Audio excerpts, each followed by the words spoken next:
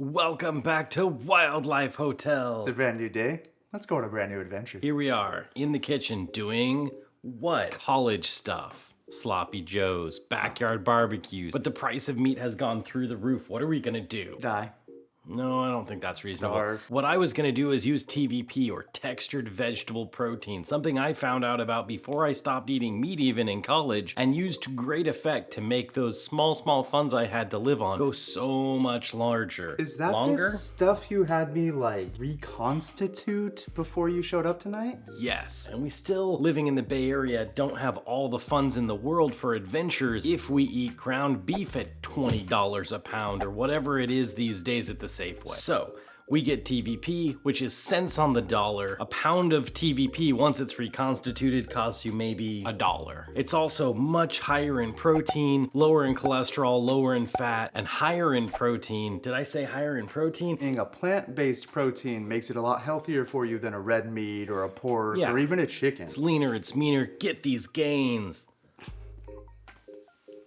I'm so sorry. If anyone tells you that you can't be fat and vegetarian, they are lying to you. Because pasta still exists, and ice cream still exists, and cheese still exists. All I know is that this stuff comes in bags of like 3 to 4 pounds, and I only use 2 cups, and we still have that giant tub in the cupboard. Yeah, I feel like we use stuff. TVP about as much as the average American uses ground beef. Takes about 15 minutes to reconstitute with hot water. You stir in a little bit of salt. I'm kind of breaking the narrative here, but I've added canola oil to it to give it kind of like a fatty, meaty texture. Yeah, absolutely. Add some soy sauce or fish oil to give it that umami flavor. I'm not against putting MSG in it to really up the saturation of that umami. MSG is not dangerous. It's racist if you think it is. Get some of that umami that'll have you saying, ooh, daddy. So, like, deal with that when you're editing, you know? All right, so this is the world's best can opener.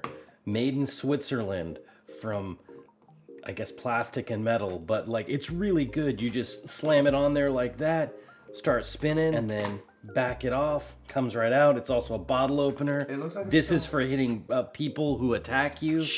So, problem, the can, oh. And it doesn't cut you. Mixed tomato paste with 4 ounces of water. Oh, okay. 6 ounces of tomato paste. Okay, so we probably don't need ketchup then. I think ketchup's an instead of. So what we got here is tomato paste. I got you a little something. It's 4 ounces of water. That looks delicious.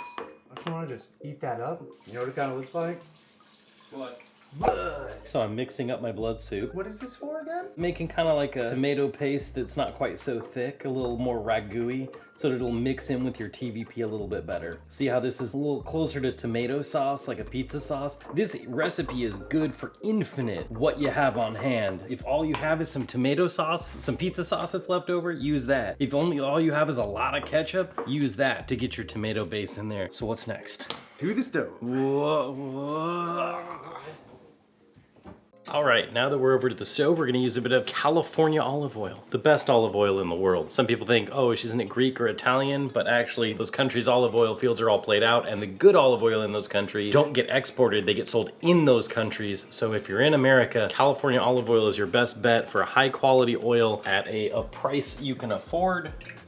I feel like you're throwing some shade with It's just the truth. While we wait for this to heat up, what we're gonna do, pour some oil on the floor. That's an important step. You wanna make sure to do that. I'm gonna clean that up before you spin. An entire red onion. I don't have green pepper, which is what it normally would call for. So we're just gonna fry up jalapenos. Add a little bit of spice to it. If you don't like spice as much as us, you're wrong. They're both green, a little bit crunchy. And those will get broken up into smaller pieces as we cook. I'm gonna put a tablespoon, a teaspoon of oregano in here, into my tomato sauce mix.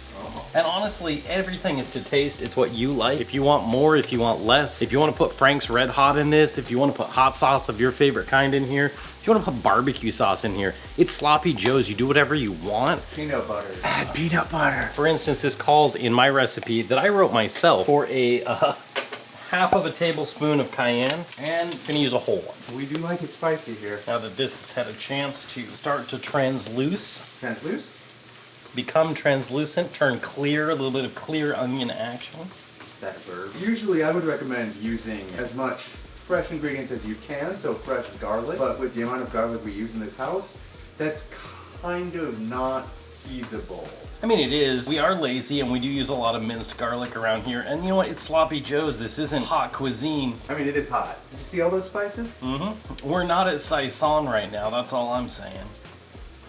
Could be. We're gonna stir up our dry spices. Got our cayenne and our oregano. Like I said, that's why you can kind of just use pizza sauce if that's what you got on hand. And then we're gonna do something I like when you got a messy ingredient, but you want to be accurate. A little bit of cooking spray in your measuring device. Grab some honey. Does that not affect the flavor? Not really. Cooking spray really doesn't have a lot of flavor to it.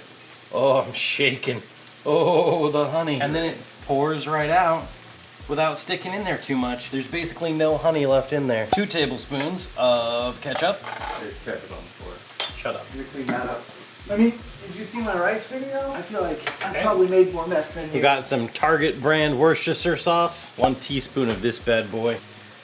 There are a lot of generics that are just fine. Some soy sauce to give you that umami flavor. I'm gonna do 2 tablespoons. Generally, when you're using TVP, the ratio of about 1 tablespoon per cup of TVP seems about right. Yeah, about a tablespoon of soy sauce per cup of TVP, and we're using 2 cups of TVP to be the equivalent of about 1.5 pounds to 2 pounds of ground beef. Why am I nodding like they'll see me?